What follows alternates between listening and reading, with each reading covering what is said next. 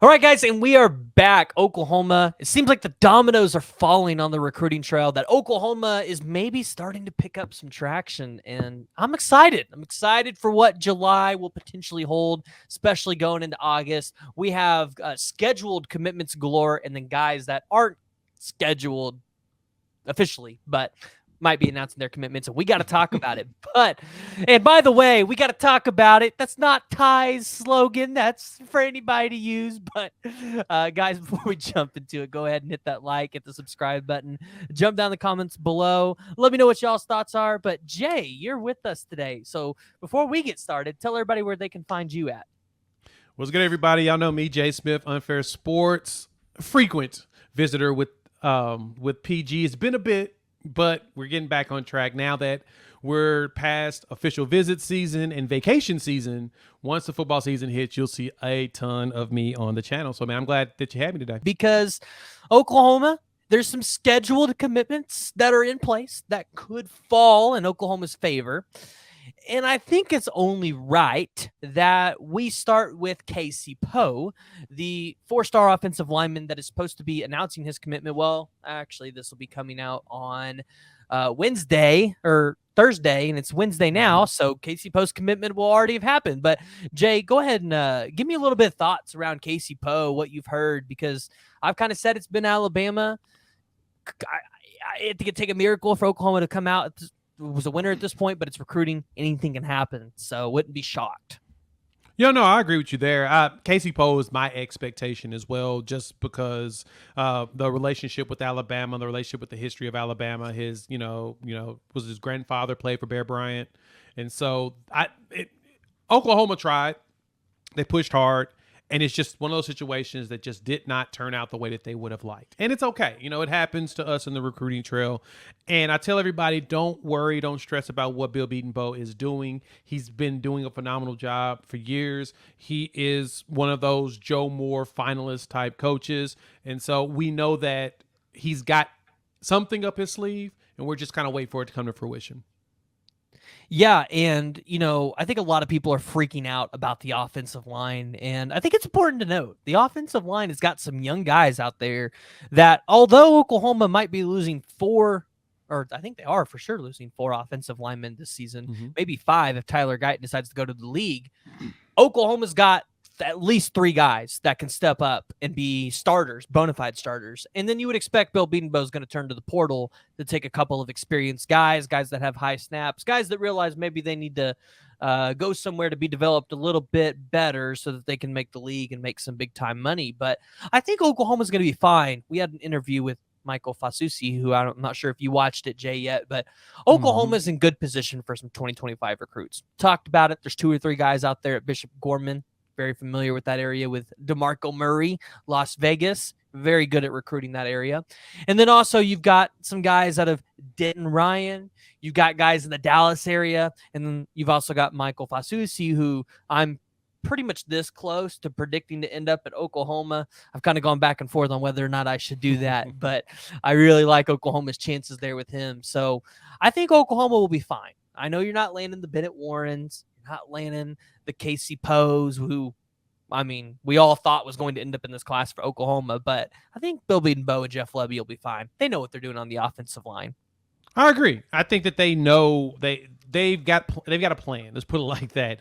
And if it's living in the transfer portal, I had Colin Kennedy show up on the show yesterday. If you all haven't got a chance, check it out on my channel, Unfair Sports. We had Colin Kennedy from 247, and he made mention in that one player that a lot of people should be keeping their eyes out on is Troy Everett, the offensive lineman that we got from Appalachian State. And he was saying, yeah, you can sleep on where he played, but he was killing A&M. He was killing Texas A&M, and Texas A&M had some elite defensive linemen. We know about that. We've seen their classes.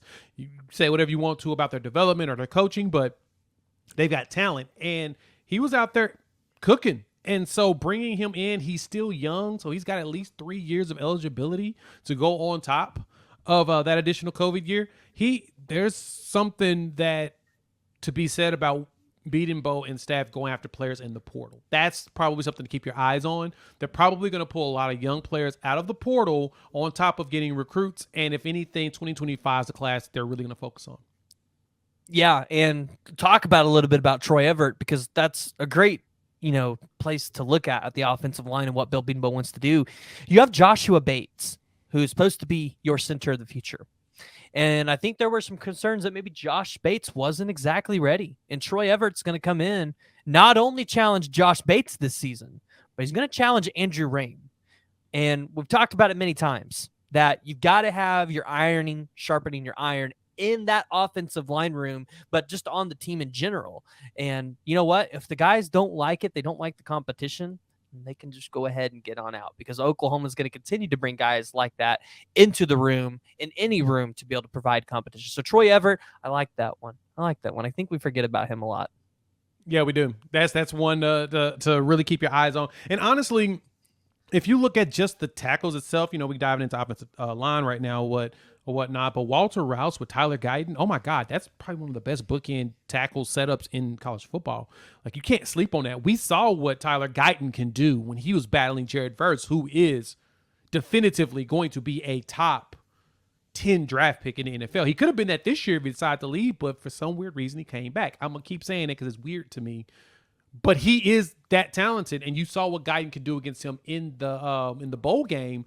They battled, and it was actually kind of leaning towards Guyton. He kept that man from being able to be too destructive, because the Sooners almost won the game.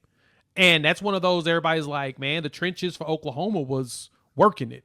And so that, to me, told me enough about what Bedenbaugh and staff can do to where I have no worries about that long term. I agree with you. Bill Bedenbaugh will have the offensive line going. And looking at some of the other guys, we'll kind of deviate before we go down the schedule a little bit. But Oklahoma's, I think, still in pretty good position in 2024. You got Eugene Brooks, who still receiving feature cast and crystal balls and everything. I think he just picked one up from Parker Thune, literally, while we're recording this. Oh, wow. That's a guy that you guys probably have not heard a lot about, but if I remember correctly, I think he attended the Champion Barbecue, or he attended one of those weekends. And that was a big one for Oklahoma to get him on campus, because I think he's one of those guys that has not been talked about a whole lot, hasn't been looked at, potentially could be a diamond in the rough, and we know what Bill Bedenbaugh does with those. You still got Grant Brix on the table, and as I've said many times, we all love our favorite insiders, but I don't think any of the insiders know what's going on with Grant Brix at the moment. He's a very quiet kid. It seems like he's got a little bit of mystery to him, and so I would say Oklahoma has still a shot there. I don't think they're out of this. It seems like him and Jerry Schmidt and the staff in that strength and conditioning room have made an impact in his recruitment, which is weird, talking about how a specific position coach is not the primary guy that's making an impact on recruiting. But Jerry Schmidt is the guy that's really kind of pushing there for Grant Brix. And then you've got, additionally, Josh Sosa from Edmond Santa Fe, who, yes, I get it, he's just earned his third star, but listen, again, another guy that plays 6A2 football. Is that what it is now? Like, I know they've restructured since I've been in high school. So he plays the best high school football in Oklahoma you can. He plays for Edmond schools, has to play all the Tulsa schools. So I think Oklahoma's fine. They've got talent there. They're recruiting well. I think they'll land their 3 stars that they're supposed to land. I would really like to see them land Eddie Pierre-Louis, but it looks like UCF might come out as a victorious there. And by the way, UCF's recruiting really well since they got to the Big 12. Yeah, I agree, especially with what EPL being based out of Florida. I mean, it's kind of hard to it's hard to snatch kids out of the state of Florida that are actually in Florida, like from Florida. Now, I don't think the IMG Academy kids really count, because they're kind of more transplants. They're there for football, and that's really it. But I can see how tough it is to get Florida kids out of Florida, because, I mean, weather is always optimal in Florida because it's Florida. You don't really want to leave that. But you expect Oklahoma to start stealing players away from there. Just say that. I mean, heck, they just did an offer to a quarterback recently from there that we actually may have a chance on. 100% agree with you. 100% agree with you. So